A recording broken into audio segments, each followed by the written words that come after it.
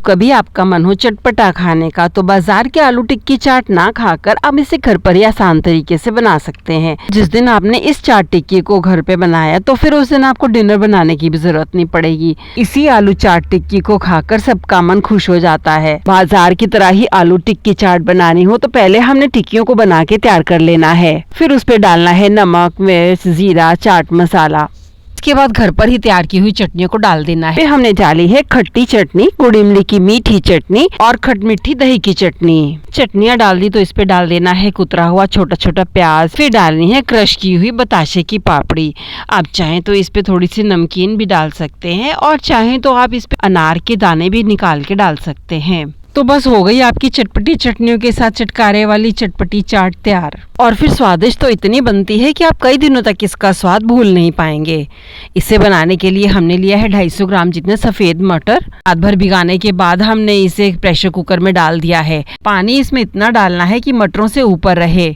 और 3 हरी मिर्च को डालने के बाद 3/4 चम्मच जितना नमक भी डाल दिया है। नमक मिर्च अपने स्वाद अनुसार थोड़ा कम ज्यादा कर सकते हैं। और अब प्रेशर कुकर को लॉक करके हमने 6-8 सीटियों के लिए रख देना है। 3-4 सीटी के लिए हमने हाई आंच पे इसे रखा है और फिर आंच को लो कर दिया है। अब इनमें 6-8 विसिल हो चुकी हैं तो प्रेशर को चेक करने के बाद हम खोल के दिखा देते हैं। ये देखिए फ्रेंड्स कितने आराम से मटर अच्छे से सॉफ्ट हो चुके हैं और ये आसानी से दब पा रहे हैं। 1 कटोरी जितने पानी के साथ हमने 3 नींबू के आकार के बराबर इमली को डाला है और पानी अच्छे से गर्म हो चुका है। इमली अच्छे से उबल चुकी तो मैशर से मैश कर लिया है। अच्छे से सॉफ्ट हो चुकी है।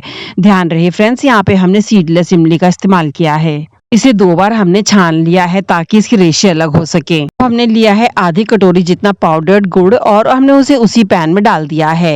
अब हमने इस पे छनी हुई इमली डाल दी है।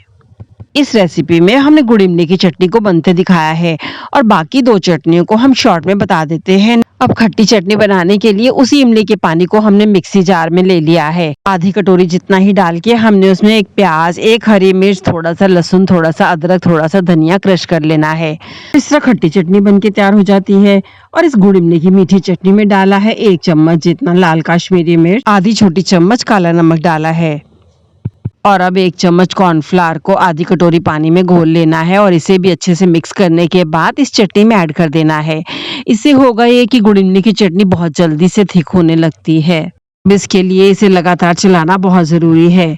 2-4 इसमें अच्छे से उबाले आ जाए, अच्छा से कॉर्नफ्लावर इसमें मिक्स हो जाए तो फिर चटनी का कलर कितना अच्छा सा हो जाता है। और ये चटनी अब अच्छे से इसमें बबल्स आ रहे हैं, अच्छे से पक चुकी है तो ये बिल्कुल बनके तैयार है।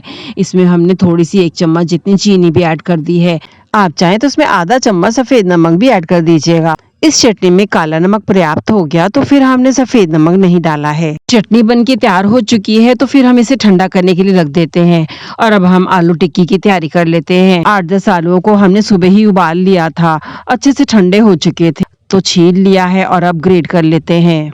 सारे आलू अच्छे से ग्रेट हो चुके हैं तो अब हमने इनमें मिलाया है 2 चम्मच जितना कॉर्नफ्लावर। कॉर्नफ्लावर मिलाने से आलू टिक्की में अच्छी सी बाइंडिंग हो जाती है। सारे कॉर्नफ्लावर को आलू में अच्छे से मिला लिया है और अब ये अच्छे से मिक्स हो चुका है और कैसे अच्छे से बन चुका है, एकदम डो जैसा बनकर तैयार हो चुका है। जितनी बड़ी हमें टिक्की बनानी है उतना पोर्शन हम आलू का लेंगे और हाथ से घुमाते हुए इसे हम गोल कर लेंगे। और इस तरह सारी आलू टिक्कियों को बना के हमने तैयार कर लेना है।